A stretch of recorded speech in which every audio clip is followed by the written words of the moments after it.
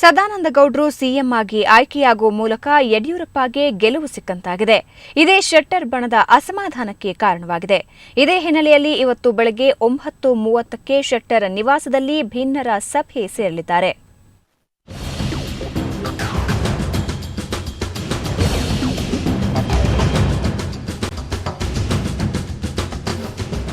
Sadananda Gowda CM ಆಗಿರುವುದು ಶೆಟ್ಟರ್ ಬಣದಲ್ಲಿ ತೀವ್ರ ಅಸಮಾಧಾನ ಮೂಡಿಸಿದೆ. ಇದೇ ಹಿನ್ನೆಲೆಯಲ್ಲಿ ಇವತ್ತು ಶೆಟ್ಟರ್ ನಿವಾಸದಲ್ಲಿ ಭಿನ್ನ ಶಾಸಕರ ಮಹತ್ವದ ಸಭೆ ನಡೆಯಲಿದೆ. ಬೆಳಗ್ಗೆ 9:30ಕ್ಕೆ ಶೆಟ್ಟರ್ ನಿವಾಸದಲ್ಲಿ ನಡೆಯುವ ಸಭೆಯಲ್ಲಿ 3 ಪ್ರಮುಖ ನಿರ್ಣಯ ಕೈಗೊಳ್ಳುವ ಸಾಧ್ಯತೆ ಇದೆ. ಮೊದಲನೆಯದ್ದು ಇವತ್ತು ಸಂಜೆ ನಡೆಯುವ ಪ್ರಮಾಣ ವಚನ ಸ್ವೀಕಾರ ಸಮಾರಂಭಕ್ಕೆ ಬಹಿಷ್ಕಾರ. ಮತ್ತೊಂದು, ಶೆಟ್ಟರ್ ಬಣದ ಯಾವುದೇ ಶಾಸಕರು ಸಚಿವ ಪದವಿ ಸ್ವೀಕರಿಸದೇ ಇರುವುದು. ಕೊನೆಯದ್ದು, ಪಕ್ಷದವರಿಗೆ ಹಣದ ಆಮಿಷವೊಡ್ಡಿರುವುದನ್ನು ಖಂಡಿಸಿ ನಿರ್ಣಯ. ಈಗಾಗಲೇ ಅಸಮಾಧಾನದ ಬಗ್ಗೆ ವರಿಷ್ಠರಿಗೆ ತಿಳಿಸಿರೋದಾಗಿ ಅಶೋಕ್ ಹೇಳಿದ್ದಾರೆ. ಆದರೆ ಸಿಎಂ ಪದಗ್ರಹಣ ಸಮಾರಂಭದ ಬಗ್ಗೆ ಅಶೋಕ್ ಪ್ರತಿಕ್ರಿಯೆ ನೀಡಿಲ್ಲ. ಪಕ್ಷದ ಒಂದು ವ್ಯವಸ್ಥೆ ಮೇರೆಗೆ ನಾವೆಲ್ಲ ಇಲ್ಲಿ ಸೇರಿ ನಮ್ಮ ರಾಷ್ಟ್ರೀಯ ನಾಯಕರಿಗೆ ನಮ್ಮ ಭಾವನೆಗಳೇನಿದೆ ಅದನ್ನ ಹೇಳಿದಿರಿ. ಸಹಮತದಿಂದ ಆಗಿದ್ರೆ ಒಳ್ಳೇದಾಗಿರೋದು. ಇವತ್ತು ಚುನಾವಣೆ ಆಗಿರೋದ್ರಿಂದ ಹಲವಾರು ಮನಸ್ಸುಗಳಲ್ಲಿ ಗೊಂದಲಗಳು ಇವೆಲ್ಲ ಹುಟ್ಟಿದೆ.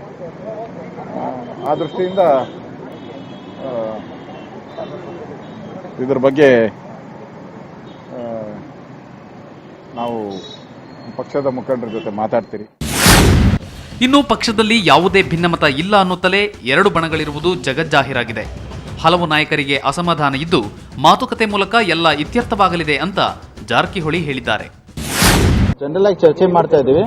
ಬೆಳಗ್ಗೆ ಮತ್ತು 9:30ಗೆ ಸನ್ಮಾನ್ಯ ಜಗದೀಶ್ ಶೆಟ್ಟರ್ ಮನೆಯಲ್ಲಿ ಸೇರ್ತಾ ಇದ್ವಿ ಎಲ್ಲರೂ. ಅಂದ್ರೆ ಸೇರಂದ್ರೆ ಚರ್ಚೆ ಅಂದ್ರೆ ಇದರಲ್ಲಿ ಯಾವ್ದು ಭಿನ್ನಮತ ಅಥವಾ ಏನೋ ಮೊದಲೇ ಹೇಳಿದ್ವಿ, ಪಕ್ಷದ ಹೈಕಮಾಂಡ್ ಏನ್ ತೀರ್ಮಾನ ತಗೋತಾರ ತೀರ್ಮಾನ ಎಲ್ಲ ಬದ್ಧವಾಗಿರುತ್ತೆ ಅಂತ ಹೇಳ್ತೀವಿ. ಸೊ ಹೀಗಾಗಿ ತೀರ್ಮಾನ ಬದ್ಧವಾಗಿದ್ವಿ. ಸರ್ಕಾರ ಸುಸೂತ್ರವಾಗಿ ನಡೀಬೇಕು. ಇದೆಲ್ಲದರ ಮಧ್ಯೆ ಸರ್ಕಾರ 2 ವರ್ಷ ಸದೃಢವಾಗಿ ಇರುತ್ತೆ, ಯಾವುದೇ ಸಮಸ್ಯೆ ಆಗೋಲ್ಲ ಅಂತ ರಾಜ್ಯಾಧ್ಯಕ್ಷ ಈಶ್ವರಪ್ಪ ಹೇಳ್ತಾರೆ.